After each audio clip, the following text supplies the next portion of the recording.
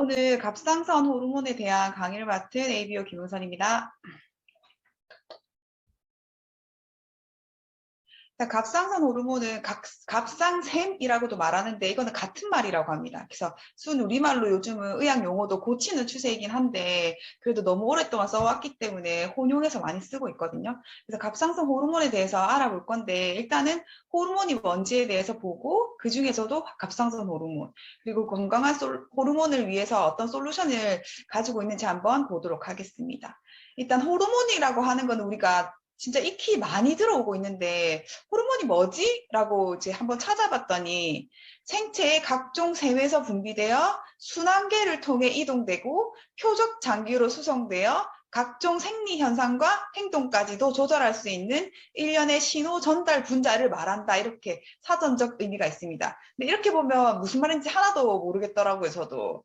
자, 한번 보면 우리 몸은 수많은 신호를 통해서 감정도 느끼고 대사도 하고 감각도 일으키는데 호르몬은 이렇게 우리 몸을 전체에 메시지를 전달하는 아주 작은 화학 물질이라고 합니다. 그래서 우리 몸속의 메신저라고 불리기도 하고 이 역할을 하면서 몸에 어떤 걸 하냐면 우리 생체, 우리 몸 전체의 항상성을 유지시키기 위해서 이런 메시지를 전달한다고 합니다.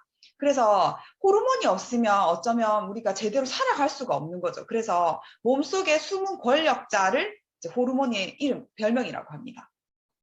그러면 항상성이 뭐냐 한번 보면 항상성은 일정하게 유지하려고 하는 현상을 말하는 거예요. 그래서 우리가 바깥 온도가 아무리 높아도 아무리 추워도 체온은 일정하게 유지되어야 하잖아요. 그리고 혈압도 마찬가지인 거죠.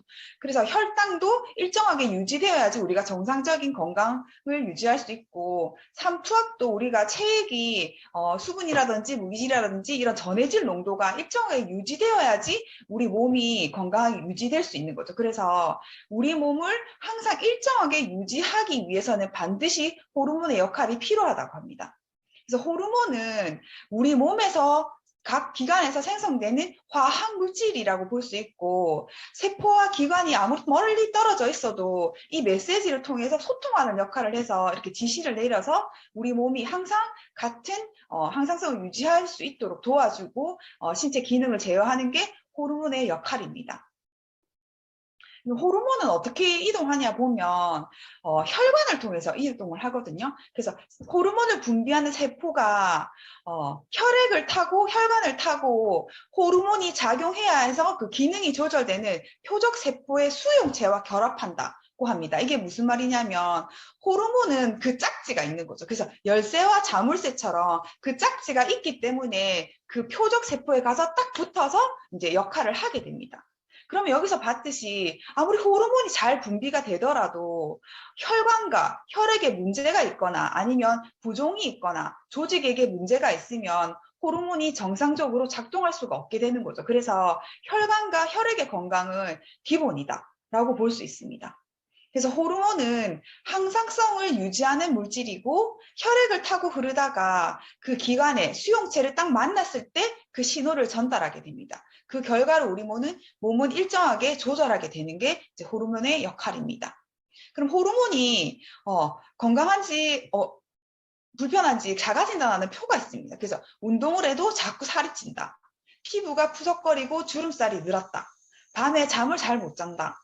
이유 없이 짜증이 잦아진다. 얼굴과 온몸이 잘 붓는다. 실제 나이보다 나이 들어 보인다는 말을 듣는다. 늘 피곤하고 쉬어도 피로가 풀리지 않는다. 감정 조절이 쉽지 않고 우울하다.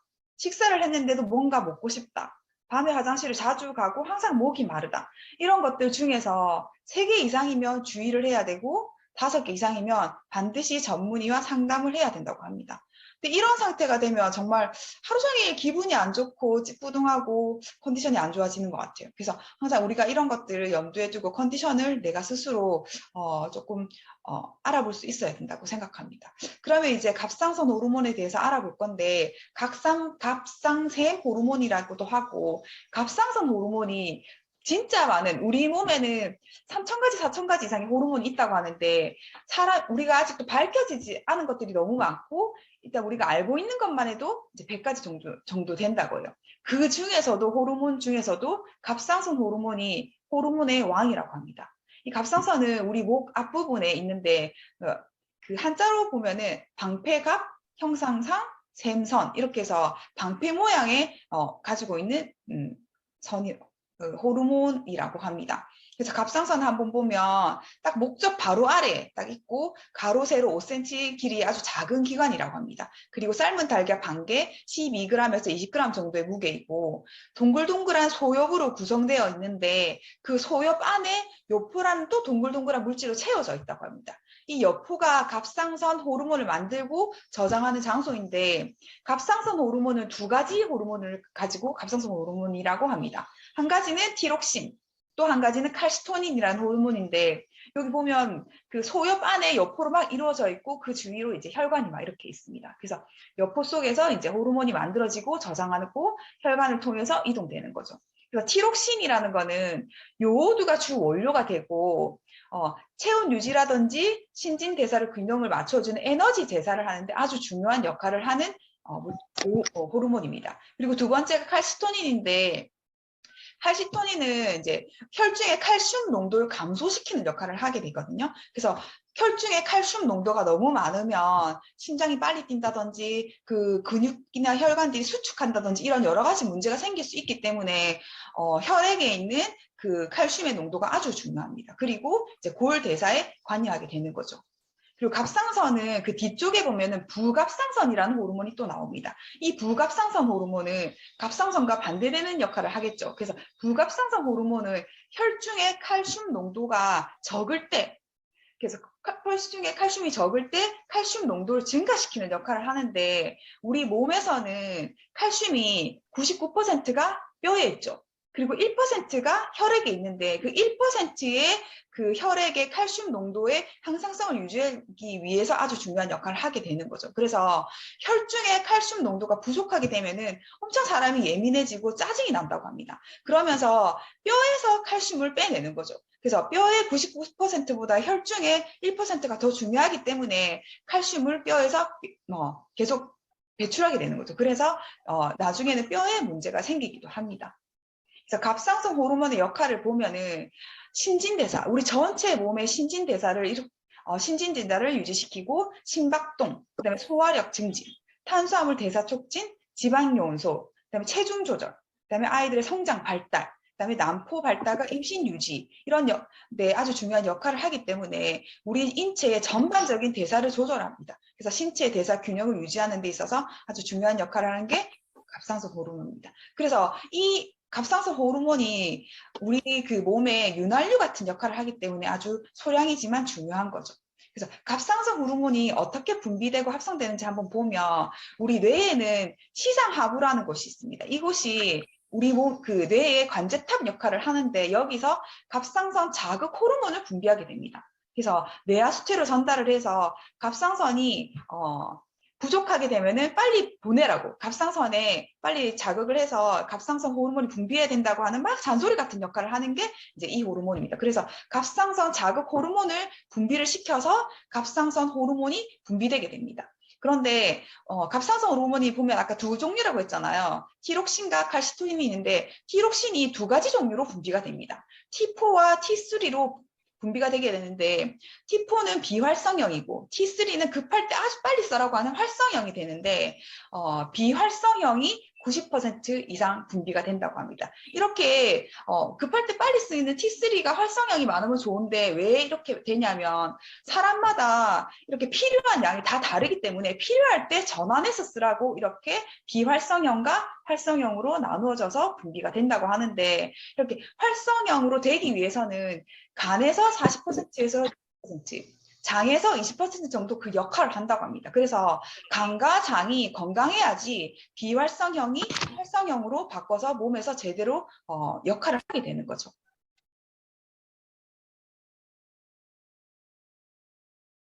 이렇게 해서 간과 장이 건강해야지 비활성형에서 활성형으로 바뀌어져서 몸에서 제대로 분비 역할을 할 수 있습니다.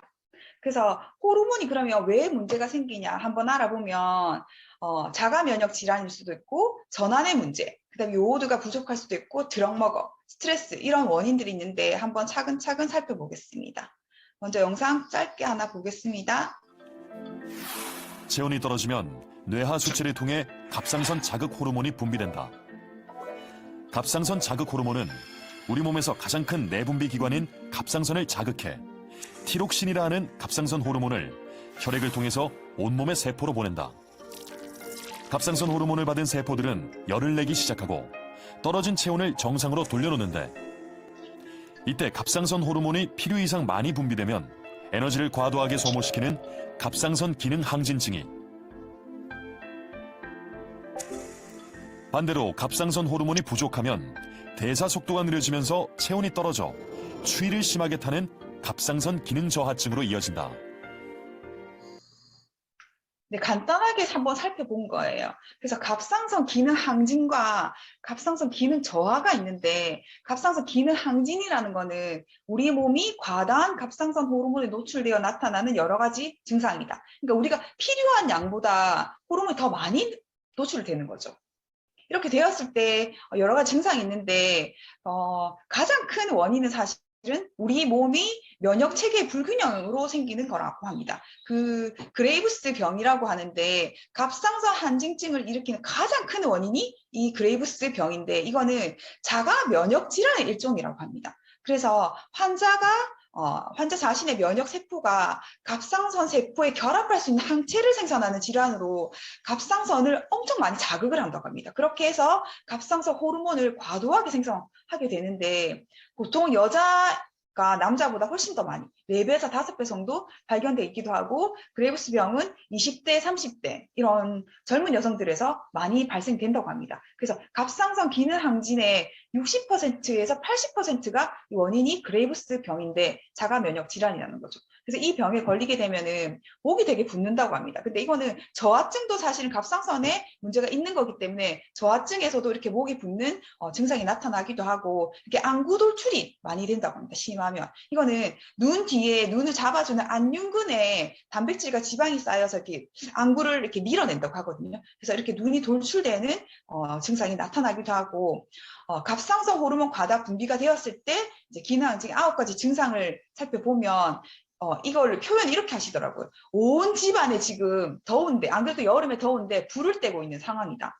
그러니까 몸이 계속 열이 나겠죠. 그래서 더위를 참지 못하고 몸에 계속 열이 나고 땀이 계속 많이 나면서 피부가 늘 촉촉하고, 그리고 먹어도 체중이 감소한다고 합니다. 에너지를 너무 많이 쓰니까 식욕이 왕성해지겠죠. 그리고 심장도 대사가 이제 빨라지니까 심장이 빨라지고 맥박이 빨라지고 숨이 차고, 갑상선 샘이 커지면서 늘 피로하고 기운이 떨어지고, 그다음에 예민하고 짜증이 나고 불안하고, 그리고 눈 주위가 붓고 눈이 이제 돌출된다고 합니다. 그리고 장도 기능이 대사가 많아져서 대변 횟수도 막 증가하고, 그리고 월경량도 줄고 주기가 길어지고 불규칙해진다고 합니다. 그래서 이걸 그림으로 보면 진짜 보기만 해도 짜증이 나고 지금 막 화가 나는 거죠. 그래서 이렇게 사람이 불편해지는 증상이 나타나기도 한답니다. 그리고 갑상선과 고울대사에서도 보면, 그러니까 갑상선 호르몬이 하는 역할 중에 하나가 고울대사가 있기도 한데, 일단은 갑상선 기능 항진이 되면은 대사 기능이 계속 빨라지니까 고울대사도 빨라지는 거죠.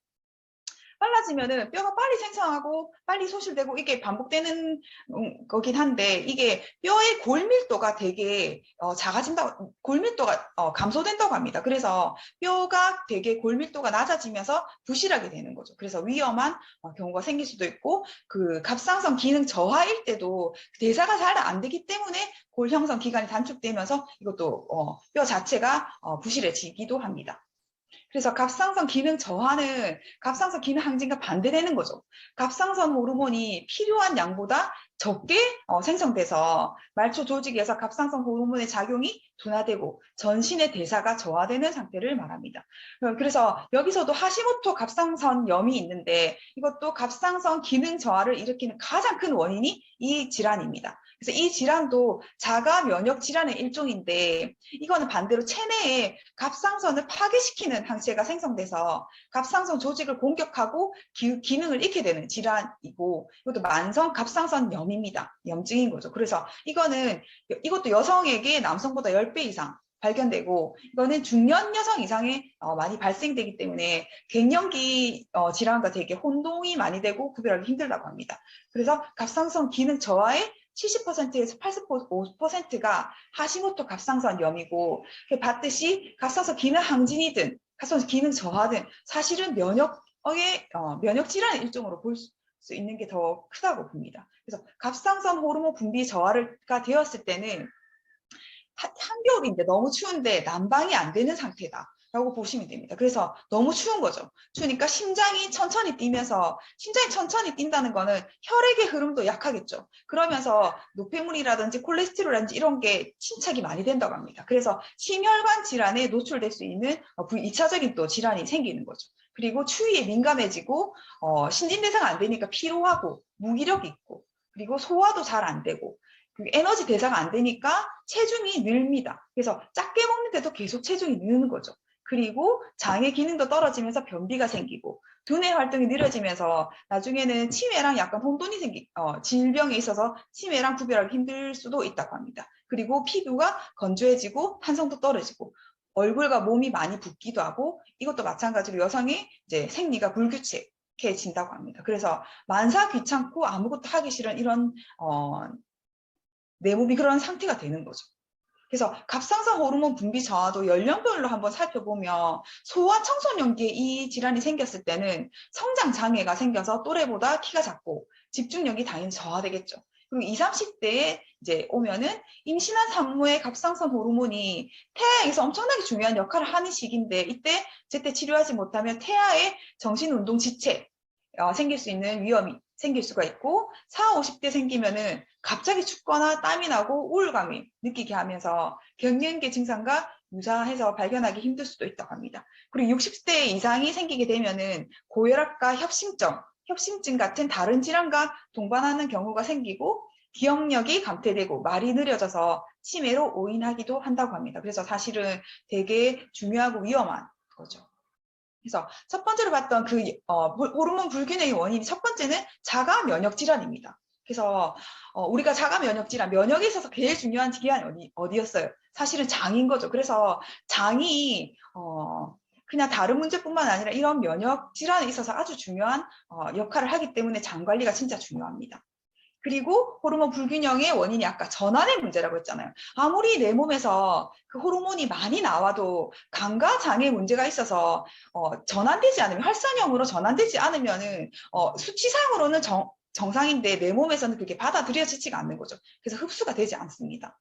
그래서 개인마다 필요한 그 신진대사가 다르기 때문에 이렇게 되는 건데, 간과 장이 건강해야지 호르몬 불균형이 나타나지 않습니다. 그 다음이 이제 요오드 결핍, 호르몬 티록신의 주 원료가 요오드라고 했잖아요. 그런데 우리나라에서는 사실은 요오드 충분 국가라고 합니다. 그래서 우리나라에서 갑상선 기관 자체가 사실은 95% 이상이다. 그래서 요오드 결핍과는 다르게 기관의 염증이라든지 결절이라든지 암이 발생했을 때 이제 문제가 생긴다는 거죠. 그 다음 이제 원인이 드럭머거라는 건데, 드럭머거는 어쩌면 생소할 수도 있습니다. 우리가 몸에서 드럭머거 강도가 있다는 거죠. 그래서 우리 몸에 어떤 약품이라든지 식품이라든지 생활 습관을 통해서 내 몸에 있는 영양소들이 자꾸 배출된다는 거죠. 그래서 중요한 셀레늄, 철분, 비타민 D, 아연 이런 것들이 내가 먹는 약이라든지 생활 습관에 의해서 자꾸 빠져나가서 갑상선에서 호르몬 불균형이 생길 수도 있고, 요즘은 환경 호르몬 때문에 이런 것들이 또 많이 생긴다고 합니다. 갑상선 질환들이. 왜냐하면 에스트로겐이 갑상선 기능을 떨어뜨리는 역할을 한다고 해요. 그렇게 했을 때 우리가 환경 공해, 그다음에 뭐 봉지에 들어있는 음식을 많이 먹었을 때 우리가 그 환경 호르몬이 노출되면 안 좋다고 하잖아요. 이때 역할을 하게 되는데, 환경 호르몬의 역할로 이제 갑상선 질환들도 많이 증가하고 있는 추세라고 합니다. 그리고 세 번째가 스트레스인데, 스트레스 관리는 부신에서 하죠. 부신이라는 기관에서. 그래서 스트레스를 받으면 코티솔이라는 호르몬이 분비가 되죠. 그렇게 해서 내 몸의 에너지를 올리는 거죠. 혈당과 혈압을 올려서 에너지를 만들게 되는데, 우리가 늘 스트레스에 노출되어 있는데 스트레스 때문에 생기는 이 호르몬, 코티솔 호르몬이 많이 분비가 되면은 꼭 필요한 다른 호르몬의 분비가 줄어든다고 합니다. 그래서 갑상선 자극 호르몬도 분비를 잘 못하게 되고 T4에서 T3로 에너지가 전환되는 이렇게 활성형으로 전환되게 되는 이 과정도 코티솔 때문에 방해를 받기 때문에 스트레스 관리도 사실은 중요하다라고 볼 수 있는 거죠. 그래서 우리가 스트레스를 많이 받으면 임신이 잘 안 돼. 이런 경우 많잖아요. 이것도 코티솔이 그때 필요한 중요한 호르몬의 분비를 막기 때문에 그렇다고 합니다. 그래서 호르몬 관리 중에서도 스트레스 관리가 진짜 중요하고 우리가 그러면 이렇게 되었을 때 어떤 솔루션을 제공할 수 있냐를 한번 보게 되는데 그 첫 번째 영양소가 셀레늄입니다. 우리가 갑상선 호르몬을 만드는 원료를 한번 살펴보게 되면은 하나 지금 생략되었는데 첫 번째가 요오드인 거죠. 요오드가 주 원료가 되고 두 번째가 나트륨입니다. 나트륨이 이 갑상선 호르몬이 세포에 들어가게 될 때 그 세포의 호르몬이 잘 흡수될 수 있게 만든다고 합니다. 그래서 저염식을 너무 심하게 하게 되면 이것도 문제가 되는 거죠. 그리고 너무 웃긴 게 활성산소는 몸에 안 좋다고 우리가 알고 있는데 활성산소도 사실은 갑상선 호르몬을 만들 때는 꼭 필요한 물질이라고 합니다. 그런데 활성산소가 필요 이상으로 많이 발생되면은 세포를 공격하게 되는 거죠. 그래서 갑상선 호르몬을 만들 때 이미 우리는 항산화를 해야 되는 거죠. 그래서 갑상선 호르몬을 생산하는 과정에서도 갑상선 호르몬을 활성산소로부터 이제 보호해야 되기 때문에 가장 강력한 항산화 원료가 사실은 셀레늄인 거죠. 그리고 셀레늄은 호르몬의 그런 생산이라든지 활동, 대사 이 전체적인 부분에 다 관여를 한다고 합니다. 그래서 셀레늄이 사실은 첫 번째로 갑상선 기능에 필요한 물질이고 두 번째가 이제 아연입니다. 그래서 갑상선 자극 호르몬의 보조인자 역할을 하는 게 셀레늄과 아연인데 뇌와 수체에서 계속 이제 갑상선 호르몬이 부족하게 되면은 신호를 보낸다고 했잖아요. 잔소리를 하는. 그래서 그 잔소리 호르몬이 잘 분비되게 하는 것도 셀레늄과 아연이고 그 셀레늄이 T4에서 T3로 전환되게 하는 그 보조인자를 하는 역할도 셀레늄과 아연이 하게 된답니다. 그래서 중요하고 그 다음이 간과 장이 건강해야지 전환시킬 수 있다고 했잖아요. 그래서 간은 많은 역할을 하기도 하는데 그 해독작용을 하는 가장 큰 역할을 하기도 하는데 간이 건강하기 위해서는 정말 한 가지 영양소로는 부족한 것 같습니다. 그래서 비타민 B라든지 아미노산이라든지 유산균, 식이섬유 이런 것들이 많이 필요하게 되고 가장 중요한 영양소는 사실은 실리마린인 거죠. 간을 회복시키는 첫 번째가 사실은 실리마린입니다. 그래서 간 건강을 위해서 실리마린도 중요한 영양소가 될 수 있습니다. 그 다음이 장을 위해서는 프로바이오틱스죠. 그래서 적정량을 섭취했을 때 신체 건강상 유익한 효과를 주는 살아있는 미생물을 프로바이오틱스라고 하고 요즘은 진짜 단세 지방산을 생산시키는데 가장 큰 역할을 하는 게 프로바이오틱스입니다. 그래서 장 건강을 위해서도 좋은 유산균을 섭취해야 되는 거죠. 그리고 아까 스트레스 관리를 위해서는 부신의 건강도 아주 중요합니다. 그래서 부신 자체는 비타민C를 아주 많이 함유하고 있다는 거는 비타민C가 많이 필요하다는 거죠. 그래서 부신 건강을 위해서는 비타민C가 아주 중요하고 그다음에 스트레스를 우리가 받을 때는 마그네슘이 진짜 많이 소실된다고 하거든요. 그래서 비타민C와 마그네슘도 부신 건강을 위해서 반드시 필요합니다. 그리고 이제 칼슘 대사에 필요한 칼슘과 비타민 D가 아주 중요한 역할을 하게 되고 갑상선 기능 이상이 있을 때 반드시 같이 먹게 되는 영양소가 칼슘입니다. 그래서 혈중에 있는 칼슘이 아주 중요하기 때문에 반드시 칼슘을 먹게 되는데 그 갑상선 기능 이상이 있을 때 먹는 의약품이 신지로이드라는 약품인데 이게 갑상선 호르몬제입니다. 근데 이 호르몬이 흡수가 아주 어렵기 때문에 반드시 공복 상태에서 먹어야 되고 이 약을 먹을 때는 영양제도 나중에 먹어야 된다고 하거든요. 그리고 이 약을 먹을 때 반드시 칼슘제를 반드시 같이 복용하게 됩니다. 그리고 혈액과 혈관의 건강이 중요하다고 했잖아요. 그래서 오메가3도 진짜 중요하게 되는데 오메가3가 하는 역할이 혈액을 점성을 떨어뜨리는 역할을 하게 되는 거죠. 그래서 혈액에는 혈소판과 적혈구가 있는데 혈소판은 이제 이렇게 혈액을 응고시키는 역할을 하기 때문에 응징력이 있고 적혈구는 헤모글로빈이 그 구성 요소인데 헤모글로빈 자체가 점성이 아주 높다고 합니다. 그래서 오메가3가 하는 역할이 이 적혈구의 점성을 완화시키고 혈행을 이제 원활하게 하는 역할을 하게 됩니다. 그리고 이제 혈행이 좋아야지 T3 호르몬이 빠르게 세포 내로 작용하게 되는데 우리가 세포의 그 막이 세포의 막이 불포화 지방산으로 이루어져 있다고 하잖아요. 그래서 세포막이 유연해져서 호르몬 작용이 민감하게 대처할 수 있게 하는 것도 이제 오메가3가 하는 역할입니다. 그래서 건강 솔루션 정리를 해보면 갑상선이 아무리 건강하고 요오드, 티록신이 풍부해도